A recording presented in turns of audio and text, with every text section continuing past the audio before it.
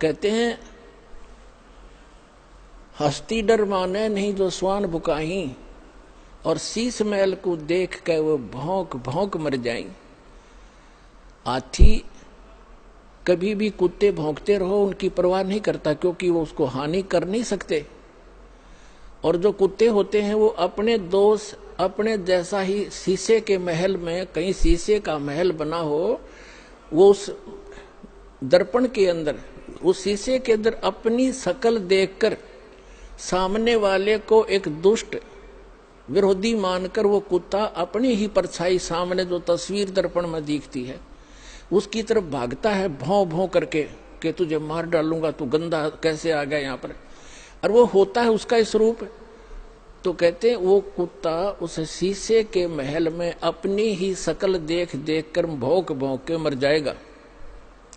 इसी प्रकार जो दुष्ट लोग हैं वो अपना गंध साधु संत और भक्तों में अपनी ही परछाई देखा करते हैं। चोर को चोर ही नजर आते हैं, संत को संत ही नजर आते हैं। एक चोर चला गया एक चोर किसी शरीफ व्यक्ति के घर पर रुक गया यात्री बनकर। अब उस शरीफ व्यक्ति ने उस चोर को अपने घर के बीच में सुलाया, एक नेक आदमी मानकर। घर वाला सो गया निश्चिंत होकर के, खाना खुना खिला के, और चोर रात्रि में चोरी करके चला गया। अब उस नेक व्यक्ति को, वो स्वयं नेक था, उसको चोर दिखाई नहीं दिया वो, और एक शरीफ व्यक्ति चला गया चोर के घर पे, यात्री रात्रि में रुक गया। अब वो चोर सारी रात जागता रहा कि कहीं ये रात ने तेरी चोरी ना कर ले। और वो शरीफ आदमी खा कर खाना सामने सोया था और सुबह आराम से उठा, और चोर सारी रात जागता रहा कहीं ये रात ने चोरी ना कर ले जा, क्योंकि उस शरीफ व्यक्ति में वो दुष्ट चोर अपनी ही परछाई देख रहा था, अपना ही दोष देख रहा था। तो इसी प्रकार दोस्त हम इस दास का विरोध कर रहे हैं, और उस दास पर जो ऐसे आरोप गंदे लगाए झूठे, वो स्वयं ही ऐसे थे। और पुण्यात्माओं,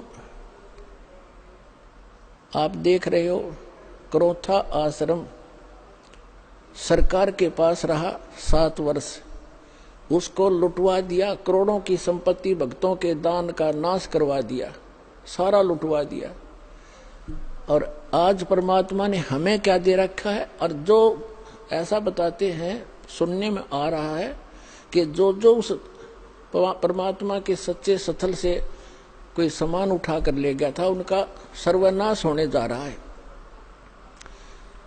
एक ने बताया कि एक हमारे गांव में उठा कर ले गया था पुलिस वाला, तो उसके पुत्र का विवाह हुआ।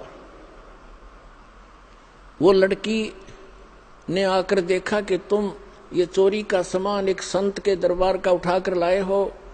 वो लड़की उनको तलाक दे दिया कि मैं तुम्हारे जैसे दुष्टों के घर पर नहीं आऊंगी। 2 महीने के बाद उसका अपना पुत्र विष खाकर मर गया, इकलौता पुत्र था, उसका सर्वनाश हुआ।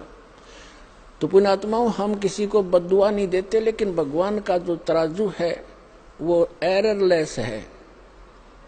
मन तू पावेगा अपना किया रे, भोगेगा अपना किया रे। अब जैसे एक बिच्छू दरिया में बहता हुआ आ रहा था, और एक संत भक्त स्नान कर रहा था दरिया में। उसने देखा ये जीव डूबेगा मरेगा, उसने ऐसे हाथ में उठाया, उसको बाहर फेंकना चाहा। बिच्छू ने डंक मारा और पानी में गिर गया। उसने फिर उठाया, उसने फिर डंक मारा और पानी में उछल गया। उसने फिर उठाया, उसने फिर डंक मारा, और कुछ देर में फिर उसने दोनों हाथों से पानी समेत ही उसको पटरी पर फेंक दिया। एक आम व्यक्ति खड़ा खड़ा देख रहा था, कहने लगा, रे भले आदमी, तेरे तो हाथ पर डंक मार रहा है, तू इसको बचाने की चेष्टा कर रहा है, मरने दे, बहने देता। तो संत ने कहा, भक्त ने कहा कि ये अब इसका स्वभाव है ये, और मेरा स्वभाव है ऐसा, हमारा परमार्थ करने का स्वभाव है और बिच्छू का डंक मारने का स्वभाव है। जब ये अपना स्वभाव नहीं छोड़ सकता तो मैं कैसे छोड़ दूं?